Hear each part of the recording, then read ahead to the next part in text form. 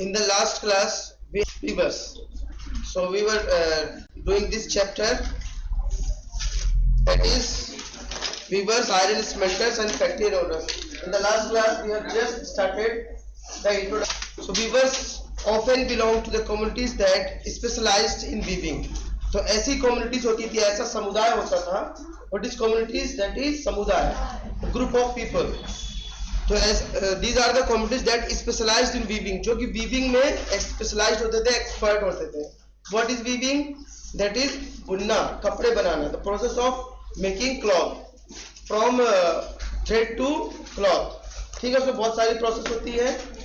पहले हम थ्रेड बनाएंगे, फिर थ्रेड से क्या करते हैं, थ्रेड से हम कपड़ा क्लॉथ बनाते हैं, फिर उसको we use to dye it, then finally क्या होता है, फाइनली अपना क्लॉथ बनता है. So their skills were passed from one generation to next. So जो उनकी skills थी, जो भी उनकी जो है स्किल थी, whatever their work is, it was passed from one generation to another. एक जनरेशन, एक पीढ़ी से दूसरी पीढ़ी में क्या होती थी, पास होती थी. Okay, it was move on, पास होती थी. The Tanti weavers of Bengal. So these are the some of the weavers. ये सब कुछ weavers बुनने वाले के नाम है. These are the famous one. The Tanti weavers of Bengal. Okay, the Julas or Momin weavers of North India. Saleh and Kaikolar and Devangs of South India are some of the communities famous for weaving. So these are some of the communities that were famous for weaving. So you must remember these communities. Okay. The first stage of production. Now let's see the stage of production. ये weaving कैसा होता था? The first stage of production was spinning. तो पहला stage क्या था? Spinning था. तो पहले स्पिनिंग में हम क्या करते थे, उसको थ्रेड बनाने के लिए उसको स्पिन करते थे. Work done mostly by women. तो ये ज्यादा काम किसे, वुमेन द्वारा किया जाता था. Okay. The charkha and takli were household spinning instruments. So there were two instruments used that were called charkha and takli. Okay. So इनकी मदद से ये क्या किया जाता था, स्पिनिंग किया जाता था. Okay, charkha you know, and okay, the charkha and the takli is an instrument like it is a instrument given or not in your book.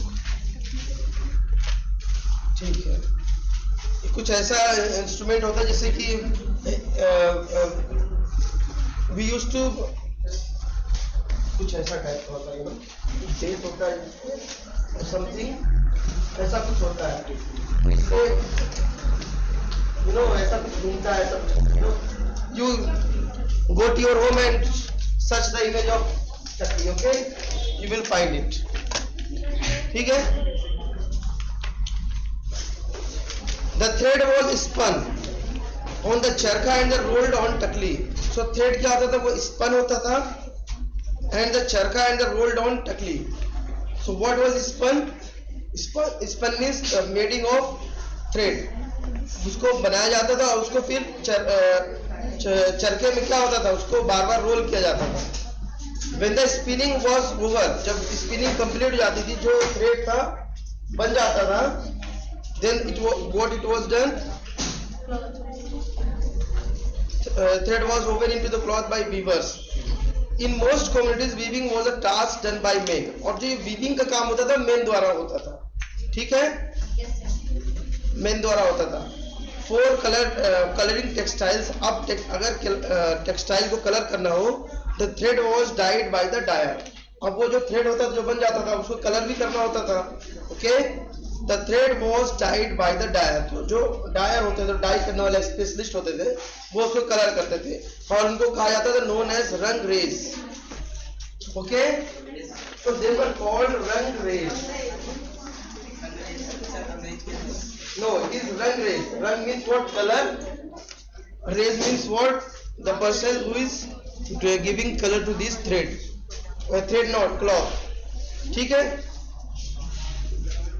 So for printing cloths, the weaver needed the help of specialist block printers known as chipigars. Okay.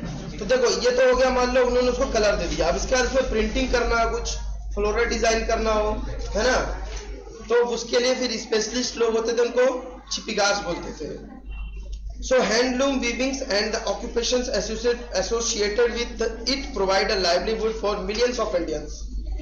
तो जो handloom weaving होता था, जो हाथ से जो ये कपड़ा बनाने की जो प्रोसेस होती थी, प्रक्रिया होती थी, क्या होता था इसमें, ये लोगों को ऑक्यूपेशन देता था। Occupation means what? रोजगार। It used to give the occupations associated with the provide livelihood of millions of Indians. Millions of Indian को क्या देता था? Livelihood, that is जीविकोपार्जन, that is रोजगार। बोला जीविकोपार्जन, have you heard? This is very मतलब शुद्ध हिंदी। Livelihood means जीविकोपार्जन। Yes, this is Hindi. If you dare to learn some Hindi words, then I think that why you should not give some very sahityik in Hindi. So whatever you study, that should be in standard form, okay, either English or in Hindi। जो भी आप पढ़े उसका एक स्तर होना चाहिए, चाहे आप हिंदी पढ़े चाहे आप अंग्रेजी पढ़े, एक निश्चित स्तर होना चाहिए, है ना। There should be a good level. So what I told you, millions of Indians का जो जीविकोपार्जन था, that is livelihood, जो उनका जो चलता था जीवन, वो इसके वजह से चलता था, जो इससे जुड़े रहते थे। What you want to ask? Now let's see the decline of Indian textile. अब हम देखते हैं कि इनका डिक्लाइन कैसे हुआ। सब कुछ तो अच्छा चल रहा था, मिलियंस ऑफ लोगों का जीविकोपार्जन चल रहा था, लाइवलीहुड चल रही थी, वो खा कमा रहे थे, ओके। तो क्या समस्या हो गई कि ये जो इंडियन टेक्सटाइल है उसका डिक्लाइन हो गया। What is decline? Decline means हाँ, पतन हो जाना उसका, या उसका डिग्रेडेशन हो जाना, है ना। कोई चीज जब अच्छे अपने मतलब इंक्रीज फेज में होती है, बढ़ोतरी होती है, तो डिक्लाइन मीन्स घटोतरी, दैट इज उसका पतन हो जाना, okay. So what may be the reason? Let's see. The development of cotton industries in Britain affected the textile producers in India in several ways. अब क्या हुआ, जो कॉटन इंडस्ट्री का development Britain में चालू हो गया था, हमने देखा था लास्ट क्लास में कि जो कॉटन इंडस्ट्री वो वहां पे गवर्नमेंट भी मतलब उन्होंने अधिकार दे दिए थे कि आप भी बना सकते हो। नाम भी क्या दिया था पीछे, what name government has given? Calico printing industry, है ना। तो ब्रिटेन में भी उन्होंने कैलिको प्रिंटिंग इंडस्ट्री चालू कर दी थी, जिसका बिल्कुल नाम मतलब जिसमें वो बहु रेप्लिका कॉपी किसकी बनाई जाती थी? इंडियन गुड्स की। मशीनों से काम होता था। हाँ, वहाँ मशीनों से काम होता था।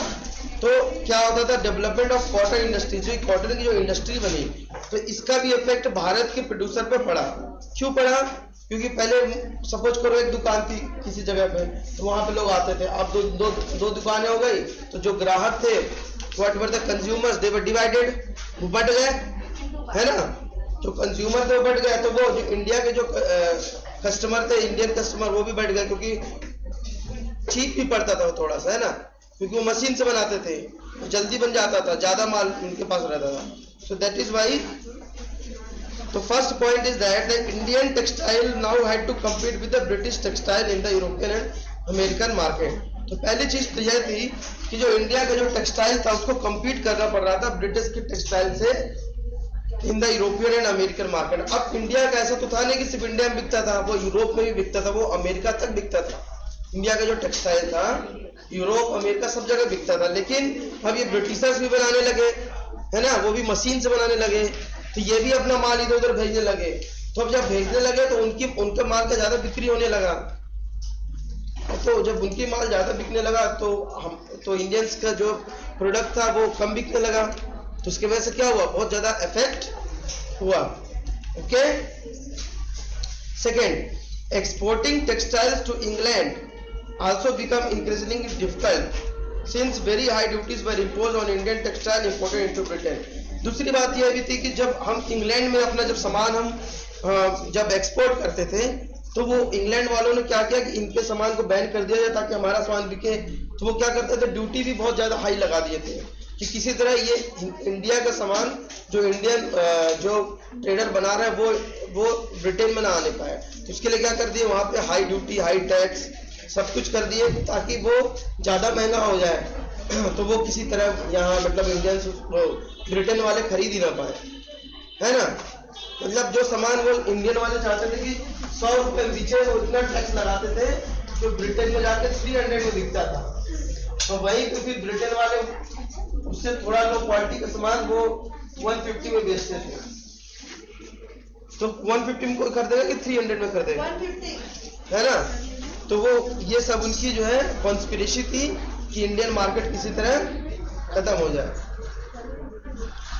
Bye the beginning of 19th century की बिगिनिंग में, that is starting, what is beginning, starting, English made cotton textiles successfully ousted Indian goods from their traditional market in Africa, America and Europe। तो इस तरह से 19वीं शताब्दी की शुरुआत में ही अंग्रेजों द्वारा बनाया गया कॉटन टेक्सटाइल बहुत ज्यादा सक्सेसफुल रहा, सफल रहा। Ousted Indian goods from there traditional market, उसको इंडियन जो टेक्सटाइल है उसको बाहर करने के लिए वो पूरी तरह सफल रहा।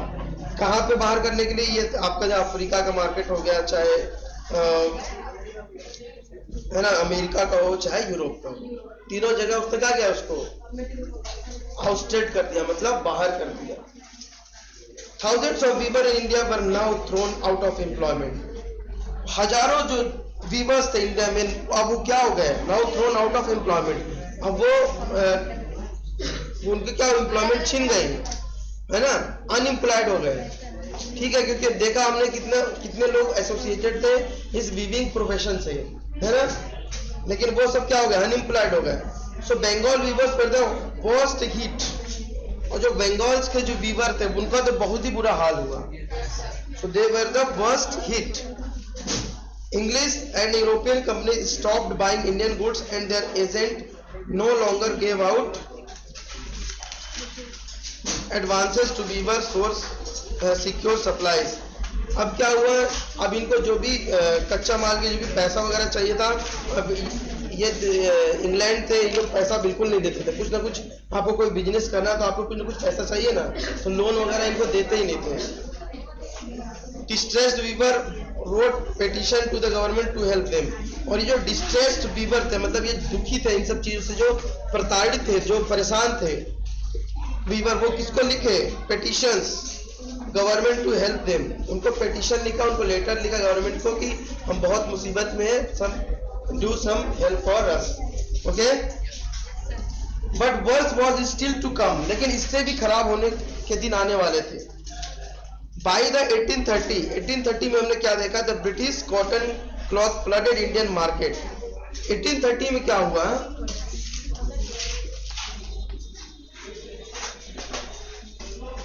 1830 ब्रिटिश कॉटन की जो क्लॉथ थी बिल्कुल फ्लडेड हो गई, बहुत बिल्कुल धड़ल्ले से बिकने लगा, यू नो, इंडियन मार्केट में बहुत तेजी से बिकने लगा। इनफैक्ट 1880s, अब 18 यहाँ तक कि जब 1880 तक पहुंचे, क्या हुआ, 2/3 of the cotton cloths worn by Indians were made of cloth produced in India। तो 2/3 जो भी कपड़ा पहना जाता था वो ब्रिटेन के द्वारा बनाया गया कपड़ा पहने जाने लगा, okay. This affected not only specialist weavers but also spinners. ये न सिर्फ जो है स्पेशलिस्ट वीवर को जो है अफेक्ट किया, बाकी जो स्पिन करते थे कपड़े उनको भी अफेक्ट किया। भाई वो भी तो धागा बना रहे हैं, तो धागा बनाएंगे तो कपड़ा बनेगा, तो वो भी अफेक्टेड आगे बेचारे, उनको भी परेशानी हो गई। So thousands of rural women who made living by spinning cotton thread was rendered jobless. जो थाउजेंड्स ऑफ वुमेन थी, रूरल मीन्स व्हाट, ग्रामीण, रूरल मीन्स ग्रामीण, that is the people related to village, जो विलेज में रहते थे, rural. Thousands of rural women who made living by spinning, जो अपना जीवन सिर्फ स्पिनिंग में ही बिता रही थी, थ्रेड वाज रेंडर्ड जॉबलेस, वो भी जॉबलेस हो गई। So handloom weaving did not completely die in India, लेकिन इसके बाद भी हैंडलूम जो वीविंग थी वो पूरी तरह से कंप्लीटली डाई, मरी नहीं, खत्म नहीं हुई। क्या कारण था कि हैंडलूम जो है वीविंग नहीं खत्म हुई। So this was because some type of cloth could not be supplied by machine. इसका कारण ये था कि हैंडलूम वीविंग पूरी तरह खत्म नहीं हुई। क्यों नहीं हुई? क्योंकि कुछ स्पेशल टाइप के जो क्लॉथ थे वो मशीन से बन ही नहीं सकते थे। क्यों? मशीन तो है जो स्पेशल टाइप का, आप जो उसमें वो स्ट्रक्चर दोगे उस टाइप का कपड़ा बनाएगी। वो सब स्पेशल जो आप उसमें एम्ब्रॉयडरी करते हो, जो दुनिया भर चीजें करते हो, जैसे बनारसी साड़ी हो गई और सब, तो वो सब चीजें तो फिर वो जो बनाते हैं वही बना सकते हैं, हाथ से ही बन सकते थे। तो इसकी वजह से क्या हुआ, कुछ जो है हैंडलूम जो वीवर है वो सर्वाइव कर रहे हैं, because machine can not made all the things. Okay, how could machines produce saris with intricate border और cloth with traditional woven pattern? तो मशीन कैसे बना सकती है?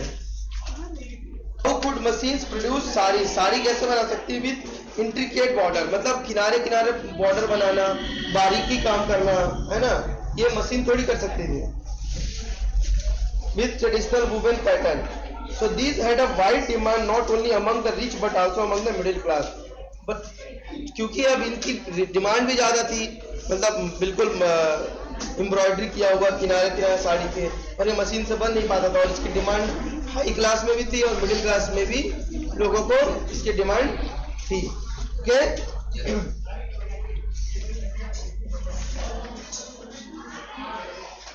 in Britain produced the very coarse cloth used by the poor people in India.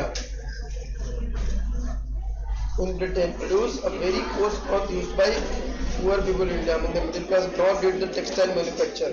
हाँ, दूसरी चीज ये थी कि जो गांव में जो गरीब लोग थे, किसी भी मतलब पूरा अपना देश तो गरीबों का ही देश था, मतलब अधिकतर आबादी मतलब गरीब ही थी, तो वो उस तरह का अच्छा, अब वो जो मशीन से कपड़ा बनता था वो ठीक ठाक ही लेवल का था, बहुत अच्छा तो नहीं था, बहुत खराब भी नहीं था, तो वो महंगा भी पड़ जाता था।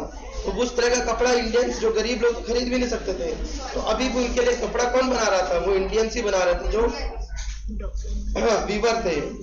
तो किसी तरह वो करके वो बना रहे थे।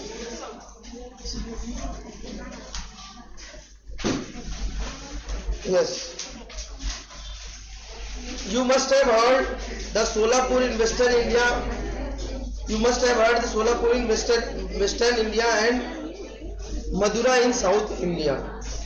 ठीक है, तो आपने सुना होगा सोलापुर वेस्टर्न इंडिया में और Madura in India. These towns emerged as important new centers of weaving in the late 19th century.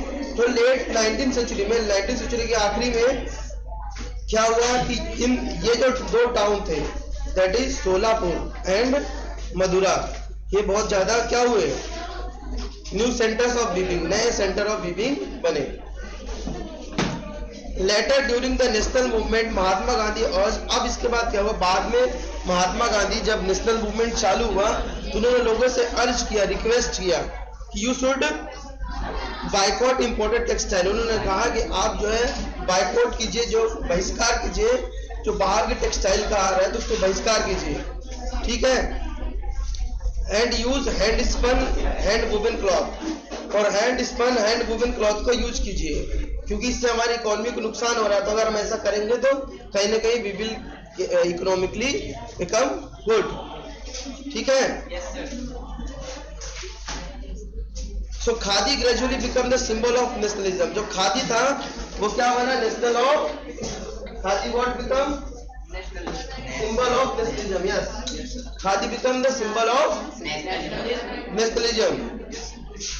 The charkha came to represent India. अब चरखा को इंडिया से रिप्रेजेंट, मतलब इंडिया के लिए अगर रिप्रेजेंट करना हो तो चरखा become the national symbol, and it was put at the centre of try colour, और ये ट्राई कलर के सेंटर में, try colour means what, that is flag. ये जो इंडिया का जो फ्लैग था, जो ट्राई कलर था, उसके सेंटर पे इसको रखा गया।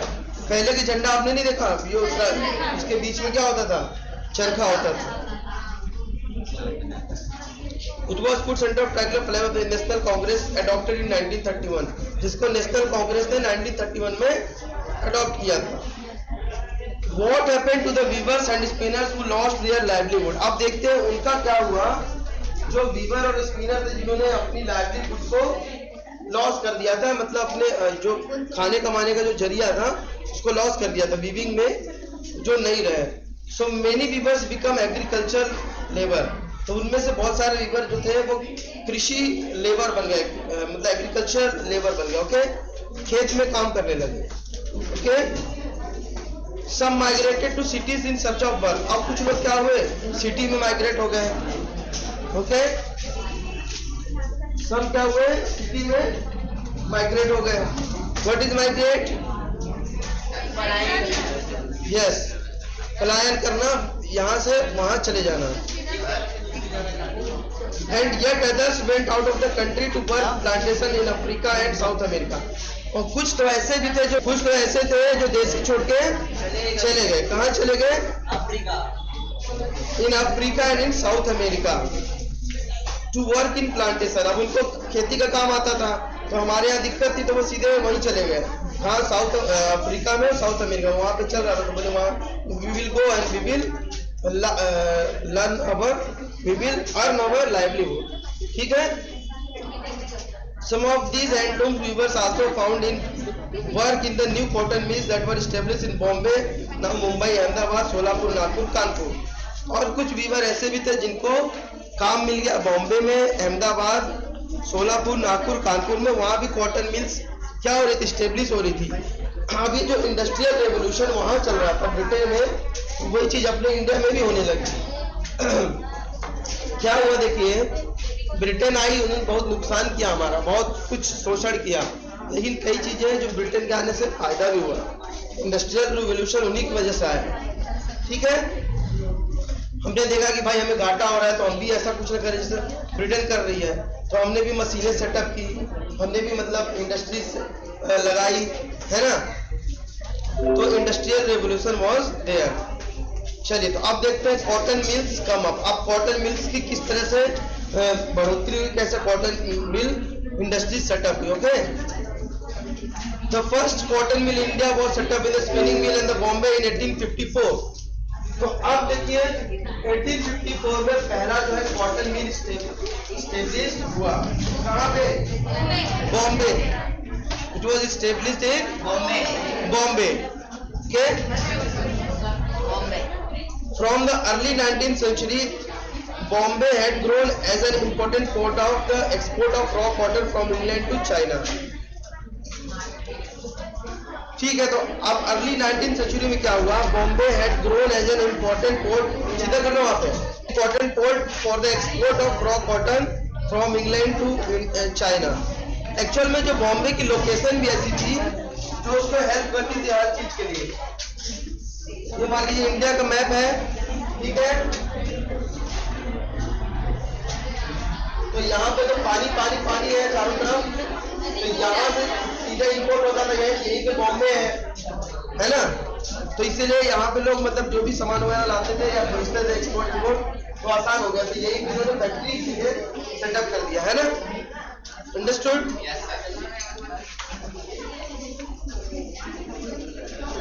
It was close to the vast, और दूसरे बहुत सारे रीजन थे जिसकी वजह से बॉम्बे को बनाया गया, क्योंकि एक तो वो समुद्र के पास था, it was near coastal region.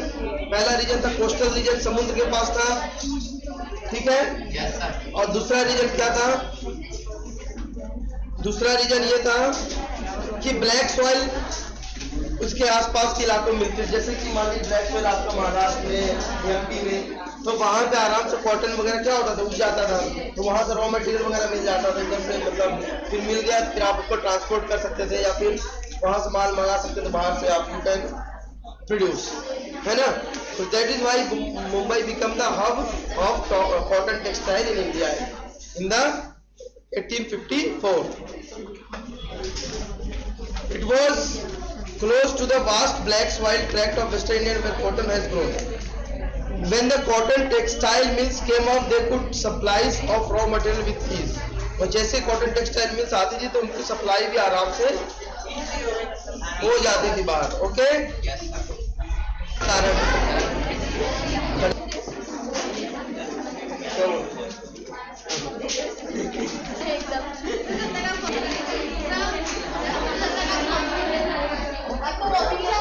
जो अभी इसको कंप्लीट करने दो। टाइम ओवर हो गया, आपको 2 मिनट जाओ। कहाँ पे थे? तुझे बता लो मेरा, अरे ये बता लो 2 मिनट के लिए तो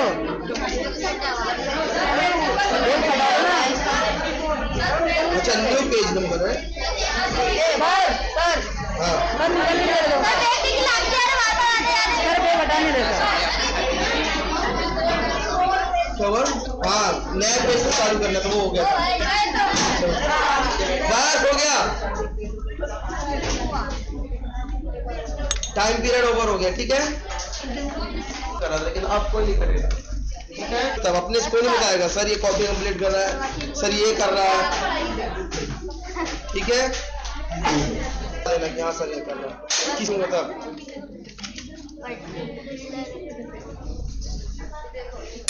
बंद करिए, है ना। ठीक है, स्टार्ट कीजिए।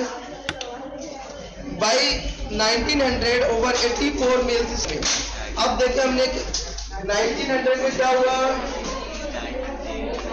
इन द ईयर 1900 84 मिल्स, कितनी मिल? 84 mills started operating in Bombay. Bombay में 84 मिल्स स्टार्ट हो गई ऑपरेटिंग होना, okay. So many of these were established by Parsi, और इसमें से जितनी अधिकतर थी वो पारसी और गुजराती बिजनेसमैन द्वारा स्टेब्लिश की थी। Who had made their money through trade with China, उनके द्वारा की गई। पारसी और गुजराती जो पैसे बनाए थे किससे? चाइना के साथ ट्रेड करके, okay. So mills came up in other cities too. अब ऐसा नहीं कि सिर्फ मुंबई में ही मतलब ये मिल्स की स्टेब्लिशमेंट हुई, अब धीरे धीरे अदर सिटी में भी मिल्स स्थापित हुई, दैट इज स्टेब्लिश हुई। अब कहाँ हुई देखते हैं। The first mill in the Ahmedabad was started in 1861। Ahmedabad में मिल स्टेब्लिश हुई 1861 में। कहाँ पे? अहमदाबाद में, रोड, गुजरात, ठीक है। A year later a mill was established in Kanpur. इसी के 1 साल बाद a year later कानपुर में भी क्या हुआ? एक मिल established हुआ, okay? Yes sir. A year later the mill was established Kanpur.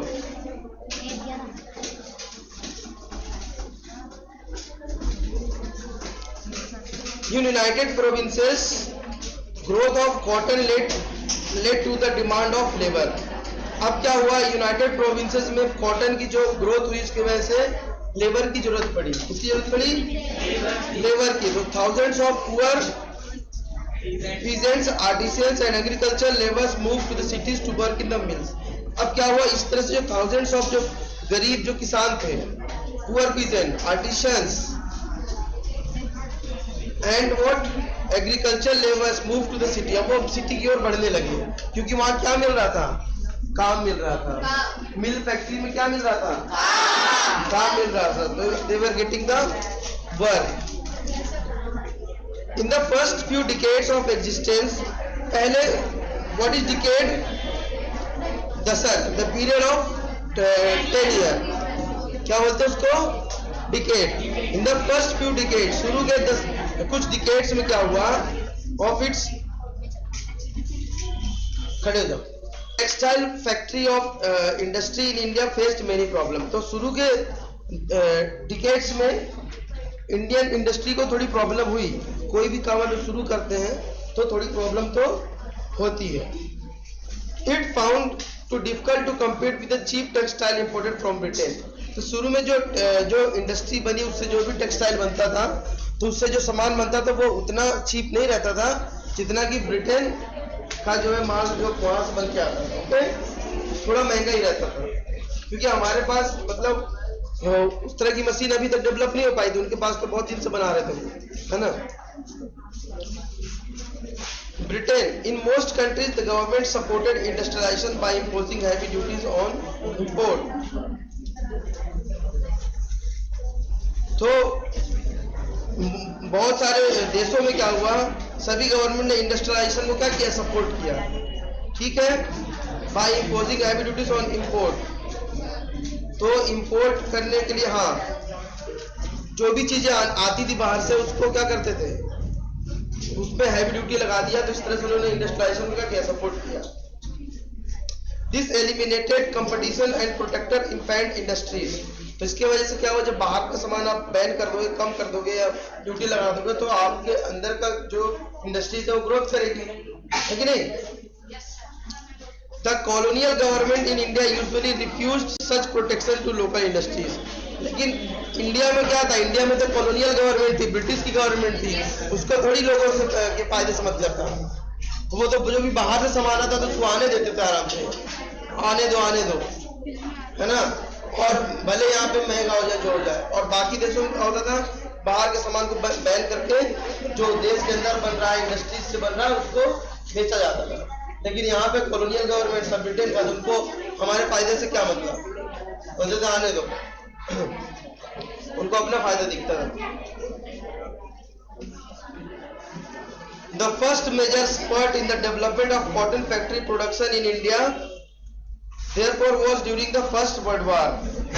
लेकिन the first major spurt in the development of cotton factory production in India therefore was during the First World War, when the textile import from the Britain declined from the Indian factories were called upon them produced to draw for military supply. तो पहली बार क्या हुआ, जब first world war हुआ था, कब हुआ था first world war,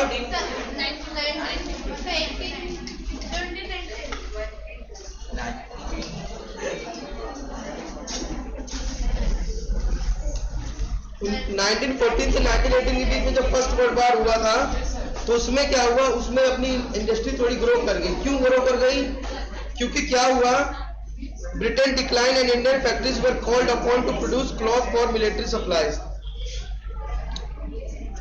first world war the textile import, हाँ, तो जो भी वो इंपोर्ट करते थे इंडिया में, वो क्या करने लगे, वो वहाँ पे जो है वर्ल्ड वॉर में भेजने लगे। वो भी जो वहाँ पे मिलिट्री के लोग थे, उनको सप्लाई करने के लिए उनकी सारी जो है सप्लाई वही जाने लगी। तो इंडिया में कोई सप्लाई नहीं आती थी। जब इंडिया में सप्लाई आना बंद हो गई, तो जो इंडिया की जो इंडस्ट्री थी वो अपना ग्रो कर रही, बना रही है, तो लोग खरीद रहे हैं। जब बाहर से कोई सामान ही नहीं आएगा, तो जो इंडिया में जो बनेगा वही खरीदना पड़ेगा। सिंपल सी बात है ना।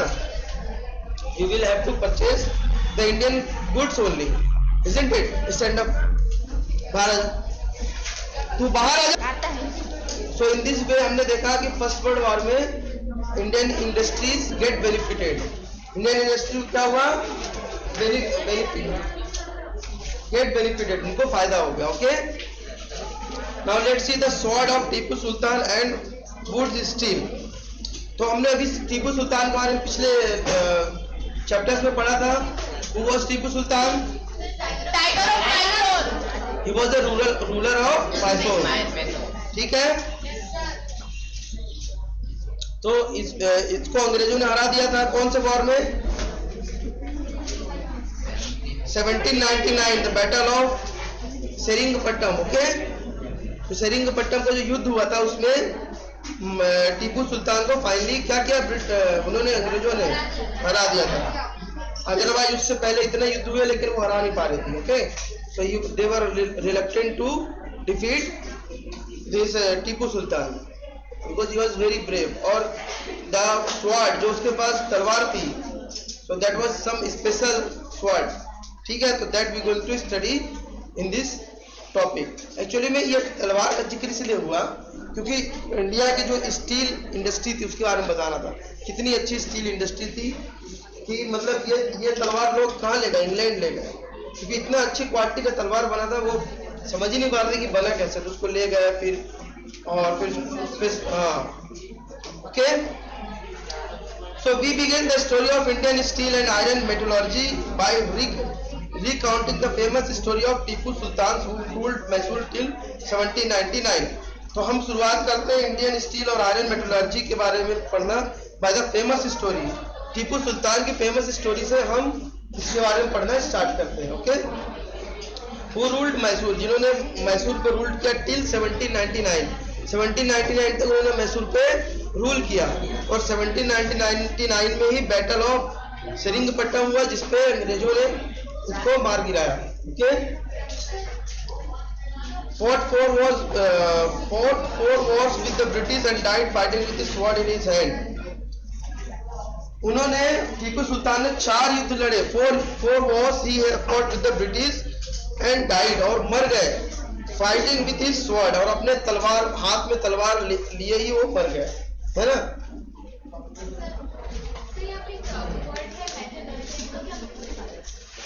Metallurgy, very good. वो एक भट्टी में, so you understood the metallurgy, okay? The process of making metals from the ores. So the Tipu's legendary sword are now part of valuable collections in museums in England.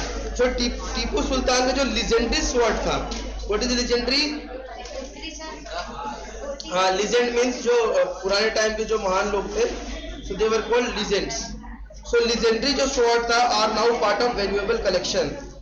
उनके जो ये sword था उसको कहाँ रखा गया? म्यूजियम में रखा गया इंग्लैंड के, और आज भी वो रखा हुआ है, okay? But do you know why the sword was so special? पर आपको पता है कि जो स्वॉर्ड थी, जो तलवार थी, इतनी स्पेशल क्यों थी? Let's see why it is so special. The sword had an incredibly hard and sharp edge that could easily rip through the opponent's armor. वो इतनी नोकीनी थी, इतनी धारदार थी कि अगर जो सामने वाला अगर वो भी लिया हुआ है, क्या कहते हैं, सुरक्षा कवच भी लिया हुआ है, तो उसको भी भेद करके, उसको भी चीर करके वो दुश्मन को बिल्कुल मार सकती थी, ओके?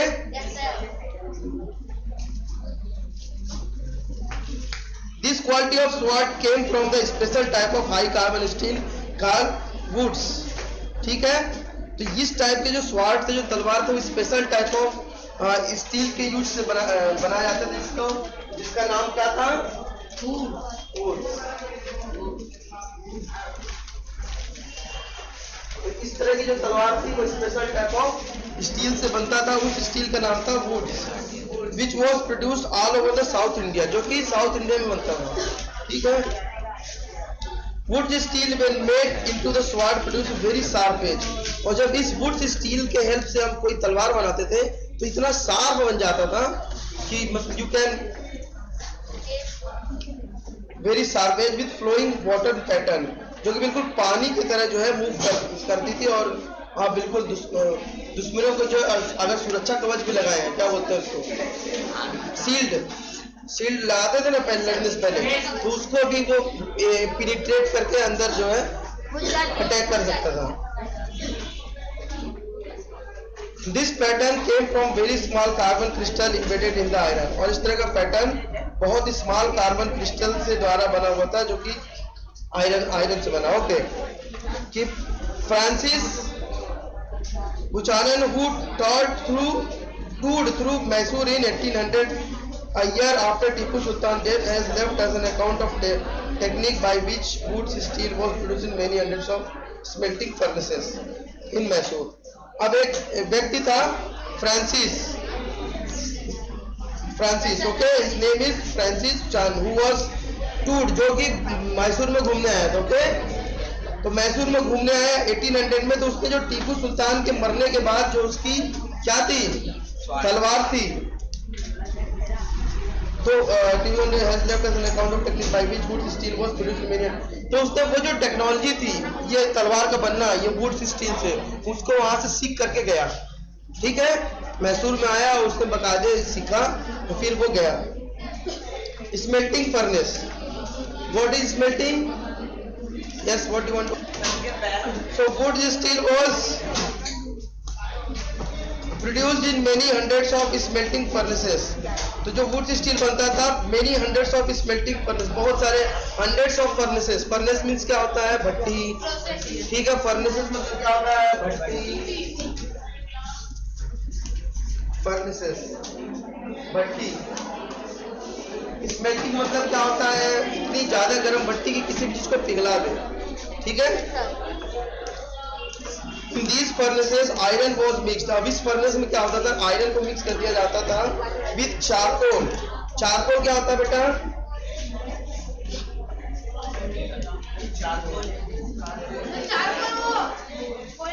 हाँ, कोयले का जो ऐश होता था उसको बोलते थे ना। Mixed with charcoal and put inside a small clay pot, और मिट्टी के जो पात्र होते थे उसमें रख करके भट्टी में उसको रख दिया जाता था। ओके,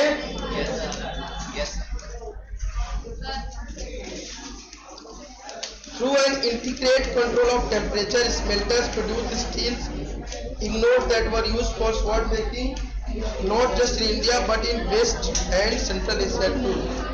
तो इस तरह के मेथड से इंट्रिकेट कंट्रोल ऑफ टेम्परेचर, तो टेम्परेचर में फिर कंट्रोल करते थे। इंट्रिकेट मीन्स क्या, हाथ से मैनुअली।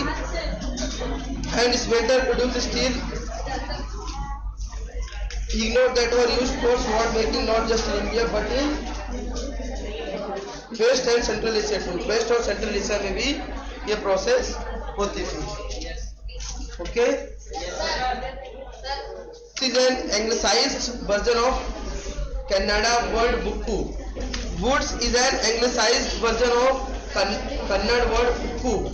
ये जो है एंग्लिसाइज्ड वर्जन था, मतलब वो बोल नहीं पाते थे कोई चीज को, तो वो साइज्ड वर्जन था। ये एक्चुअल में उक्कू था, कन्नड़ वर्ड उक्कू से इन्होंने वुड्स बनाया। चलो, तेलुगु वर्ड हुक्कू, तेलुगु में इसको हुक्कू बोला जाता था। एंड तमिल में और मलयालम में इसको उरुक्कू कहते थे। ठीक है, क्या कहते थे तमिल और मलयालम में? उरुक्कू। कन्नड़ में क्या बोलते थे? उरुक्कू। मीनिंग स्टील, इसका मतलब क्या होता था? स्टील। ठीक है, अब देखिए, Indian wootz steel fascinated European scientist. अब इंडियन की जो वुड्स स्टील जो थी वो किसको फैसिनेट की? यूरोपियन के जो साइंटिस्ट थे उनको भी फैसिनेट की, उनको प्रभावित की, उनको अट्रैक्ट की। ठीक है, the very famous scientist Michael Faraday. Michael Faraday का नाम सुना आपने? अगर मोनू सर ने पढ़ाया होगा आपको electromagnetism. Scientist Michael Faraday the legendary scientist and discover elasticity of electromagnetism. इनका फिजिक्स में बहुत ज्यादा योगदान है। आप इन साइंटिस्ट का नाम सुनते रहोगे, माइकल फैराडे का। ठीक है, तो वो कहाँ है? भारत आए थे। He came to India. किस लिए आए थे? ये स्टील पे मतलब पढ़ने के लिए, ये मतलब तो this is produced. Spend 4 years of studying the properties of Indian wootz. तो उन्होंने 4 साल बिताए। कितने साल बिताए? 4 years। He spent 4 years for studying the property of Indian woods.